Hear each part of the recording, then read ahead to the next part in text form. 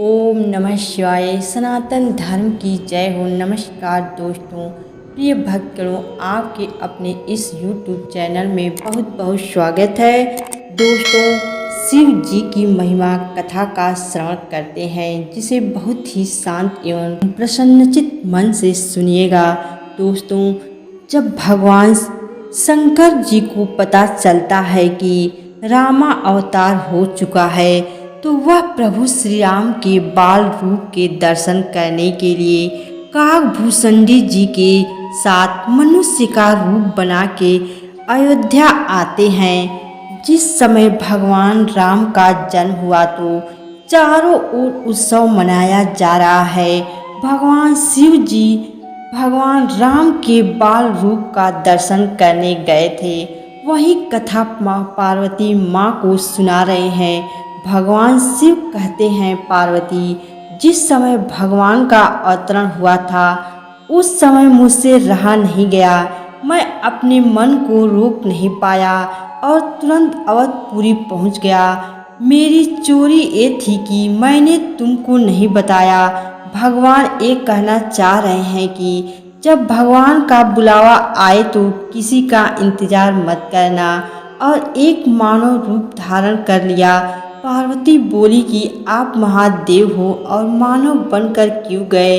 भगवान भोलेनाथ बोले हैं कि जब महादेव के देव भी मानव बनकर आ सकते हैं तो मैं मानव ना बनूं, एक कैसे हो सकता है। जैसे ही अयोध्या में पहुंचा, वहां बहुत भीड़ लगी हुई है। भोलेनाथ बहुत प्रयास कर रहे हैं राम जी के दर्शन करने का, लेकिन नहीं जा पा रहे हैं। शिव ने थोड़ी ताकत लगाई है और थोड़ा धक्का दिया है। जैसे ही शिव ने धक्का दिया है तो अंदर से ऐसा धक्का आया है कि भोलेनाथ एक शिवलिंग के पास टकरा कर गिर गए। भोलेनाथ बोले कि ये लो, हो गए दर्शन। राम के तो हुए नहीं पर मेरे खुद हो गए। भोलेनाथ ने सोचा कि ऐसी भीड़ में दर्शन कैसे हो। तब भोलेनाथ को याद आई, मेरा एक चेला है, वो दिखाई नहीं दे रहा है, यही कहीं ही होगा। वो चेला है काकभूषणी जी। महाराज सोच रहे हैं कि भगवान का दर्शन करने जरूर आए होंगे। जैसे ही भोलेनाथ ने इन्हें याद किया है तो काकभूषणी जी तुरंत आ गए हैं, क्योंकि वे कौवे के रूप में हैं। भोलेनाथ को कहते हैं, महादेव, कैसे बुलाया है, जल्दी बताइए। भोलेनाथ बोले कि जल्दी बताऊं, पर क्यों, कहाँ जाना है। काकभूषणी जी बोले कि आपके पीछे उत्सव छोड़कर आया हूँ। शिव जी बोले कि तुम कहाँ थे। उसने कहा कि प्रभु, मैं तो अंदर ही था। दशरथ जी खूब आनंद लुटा रहे हैं, बड़ा आनंद हो रहा है। भगवान भोलेनाथ बोले कि बढ़िया है, मानव को तो भीड़ के कारण रोक सकते हैं, पर कौवे को कौन रोकेगा। वह चेला आनंद ले रहा है और गुरु यहाँ बैठा है। भोले बाबा कहते हैं कि चेला जी कोई युक्ति बताइए, हमें भी दर्शन करवाइए। काकभूषणी जी ने कहा कि महाराज चलो, कोई युक्ति बनाते हैं। काकभूषणी ने भी मानव धारण कर लिया। बहुत बार प्रयास किया है, लेकिन इन्हें अंदर नहीं जाने दिया गया। अब जब काफ़ी समय हुआ तो भगवान राम ने भी रोना शुरू कर दिया। इनके मन में भी भोले बाबा के दर्शन करने की तड़प जाग गई है। अब राम जी दुख में तड़प कर रो रहे हैं। और जब ये पीड़ा भरी पुकार मैया के कानों में गई है तो कौशल्या जी बिलख पड़ी हैं कि मेरे लाल को आज क्या हो गया है। इधर भोले बाबा ने भी पूरा नाटक किया है। भोले बाबा एक 80 साल के ज्योतिष बन गए हैं। गोस्वामी जी ने गीतावली में इस भाव को बताया है और स्वयं जोशी बनकर काकभूषणी जी को अपना शिष्य बना लिया है और सरयू जी के किनारे बैठ गए हैं। जितने भी लोग रास्ते से आ जा रहे हैं, भगवान भोलेनाथ सबके हाथ देख रहे हैं और भविष्यवाणी कर रहे हैं। अब अवधपुरी में चर्चा शुरू हो गई है कि कोई बहुत बड़ा जोशी आ गया है। जब भगवान राम ने रोना शुरू किया है तो माँ बहुत परेशान है। गुरु वशिष्ठ जी को खबर की गई, लेकिन वशिष्ठ जी व्यस्त हैं। इतने में एक नौकर आकर बोला कि मैया, मुझे खबर मिली है कि एक बहुत बड़ा जोशी अवधपुरी में आया है। आपकी आज्ञा हो तो उसे बुला लाऊं। माँ तो परेशान थी। मैया ने कहा कि जाओ और जल्दी बुला कर लाओ, बस मेरे लाल का रोना बंद हो जाए।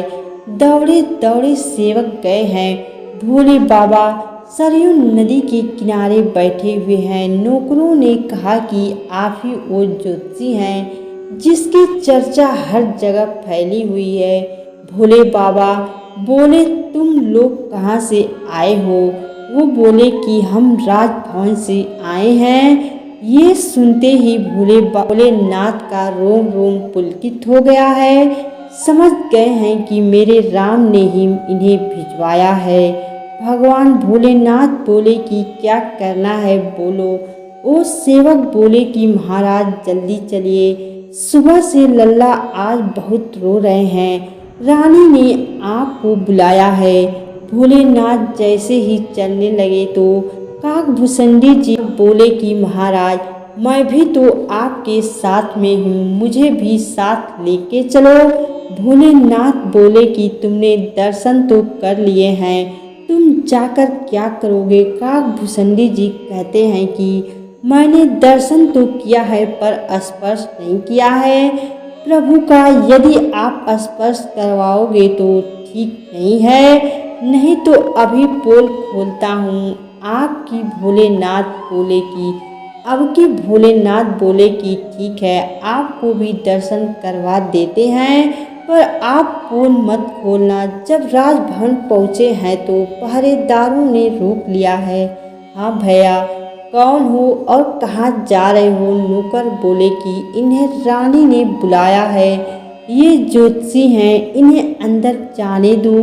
अब भोले बाबा राजभवन में अंदर प्रवेश करने लगे हैं, पर काकभूषणी जी को रोक लिया है। पहरेदार बोले ठीक है, ये जोशी हैं तो अंदर जा रहे हैं, पर ये साथ में कौन है जो अंदर चला जा रहा है? इनके अंदर जाने का क्या काम? दशरथ जी का आदेश है कि किसी अनजान को अंदर नहीं आने देना है। भोले बाबा मुस्कुराकर अंदर जाने लगे हैं। तभी काकभूषणी जी बोले कि प्रभु साथ लेके जाओ, नहीं तो पोल खोलता हूँ। अभी भोले बाबा बोले कि ठीक है, मैं कुछ करता हूँ। भोले बाबा कहते हैं भैया, बात ऐसी है, मैं 80 साल का बूढ़ा हो गया हूँ। जोशी तो कहता हूँ पर आँखों से कम दिखाई देता है। ये मेरा चेला है, इनके बिना मेरा काम नहीं चलेगा। मैया बोली कि महाराज, अब जो आपको अपना झाड़ फूँक करना है कीजिए। भोलेनाथ बोले कि मैया, इतनी दूर से कुछ नहीं होगा, ना तो मुँह दिखा रही हैं, ना स्पर्श करवा रही हैं। बिना मुँह देखे और बिना स्पर्श करे मैं कुछ नहीं कर सकता हूँ। मुझे एक एक अंग देखना पड़ेगा। नज़र कहाँ लगी है, नाक को लगी है या आँख को लगी है? मैया बोली कि दूर से कुछ नहीं होगा। भोलेनाथ बोले मैया, दूर से कुछ भी नहीं होगा। आज मैया ने अपनी साड़ी का पल्लू उठा लिया और जो राम जी अब तक रो रहे थे, भगवान शिव को देखकर खिलखिलाकर मुस्कुराने लगे हैं। मैया बोली महाराज, आप तो कमाल के ब्राह्मण हो। आपने सिर्फ लाला को देखा ही है और लाला का रोना बंद कर दिया है। भगवान शिव बोले कि मैया, अभी तो नज़र पड़ी है और रोना बंद हो गया है। अगर तू गोदी में दे दे तो हमेशा के लिए आनंद आ जाए। अब मैया ने तुरंत राम जी को लेकर भोलेनाथ की गोदी में दे दिया है। जैसे ही भगवान शिव की गोदी में आए हैं, मानो साक्षात शिव और राम का मिलन हो गया है। भगवान शिव की नेत्रों से आंसू बहने लगे हैं। अब तक जिस बाल छवि का मन में दर्शन करते थे, आज साक्षात दर्शन हो गए हैं। भोलेनाथ कभी हाथ पकड़ते हैं, कभी गाल छूते हैं और माथा सहलाते हैं। भगवान राम भी टुकुर टुकुर अपनी आँखों से शिव जी को देख रहे हैं। जब थोड़ी देर हो गई तो काकभूषणी जी ने पीछे से कुर्ता पकड़ा और कहते हैं कि हमारा हिस्सा भी तो दीजिए। आपने आनंद ले लिया है तो मुझ पर भी कृपा करो। अब भगवान भोलेनाथ जब प्रभु श्री राम को काकभूषणी की गोद में देने लगे तो मैया ने रोक दिया है कि इनकी गोद में लाला को क्यों दे रहे हो। भगवान शिव बोले कि मैया, मैं बूढ़ा हो गया हूँ, ये मेरे चेला हैं, ये हाथ देखेंगे और मैं भविष्य बताऊंगा। काकभूषणी जी की गोद में लाला को दे दिया है। अब काकभूषणी जी भगवान का दर्शन पा रहे हैं और भोलेनाथ ने भगवान का सारा भविष्य बताया है। सब बता दिया कि आपके लाला कोई साधारण लाला नहीं होंगे। आपका लाला का जग में बहुत नाम होगा। आपके लाला के नाम से ही लोग भव सागर तर जाएंगे। मैया बोली कि ये सब ठीक है, पर ये बताओ कि लाला की शादी कब होगी। भोलेनाथ बोले कि इतना बता सकते हैं, आगे चलकर आप थोड़ा ध्यान रखना। एक बूढ़े बाबा आपके लाला को आपसे मांगने के लिए आएंगे और जब वो मांगने आए तो तुम तुरंत दिलवा देना, मना करवाना, क्योंकि आपके लाला उनके साथ चले जाएंगे तो वहाँ से बहू लेकर ही आएंगे। कौशल्या जी बोली कि आप चिंता मत करो महाराज, ये बात मेरे दिमाग में बैठ गई है, मैं इसे हमेशा याद रखूंगी। इस प्रकार भोले बाबा ने सब बताया है। मैया ने बोला कि आपने बड़ी कृपा है, मेरे लाला का रोना बंद करवा दिया है, मेरे लाला का भविष्य बता दिया है। अब मेरे लाला को आशीर्वाद भी दे दीजिए।